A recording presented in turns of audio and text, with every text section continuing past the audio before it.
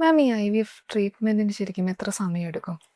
നമ്മൾ IVFന്റെ പ്രോസസ്സ് പറഞ്ഞാൽ hormone injection തൊട്ട് പ്രഗ്നൻസി ടെസ്റ്റ് വരെ ജനറലി ഒരു സാധാരണ രീതിയിൽ ഒരു 2 to 3 months ആണ് എടുക്കുന്നത്. പക്ഷെ ചിലവർക്ക് ചിലപ്പോൾ കുറച്ചും കൂടി സമയം എടുക്കുമായിരിക്കും. ഇതൊക്കെ നമ്മൾ ഡിപ്പെൻഡ് ചെയ്യുന്ന കുറേ ഫാക്ടേഴ്സ് വെച്ചാൽ ഓരോ കപ്പിളിന് ഈ സ്പെസിഫിക് ടൈം ലൈനിൽ തന്നെ കംപ്ലീറ്റ് ആകും നമുക്ക് പറയാൻ പറ്റില്ല.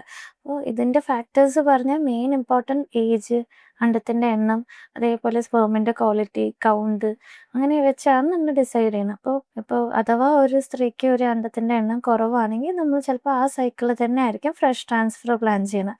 അപ്പോൾ അണ്ടത്തിൻ്റെ എണ്ണം കൂടുതലാണെങ്കിൽ നമ്മൾ ആ സൈക്കിൾ ട്രാൻസ്ഫർ ചെയ്യാനും പറ്റില്ല.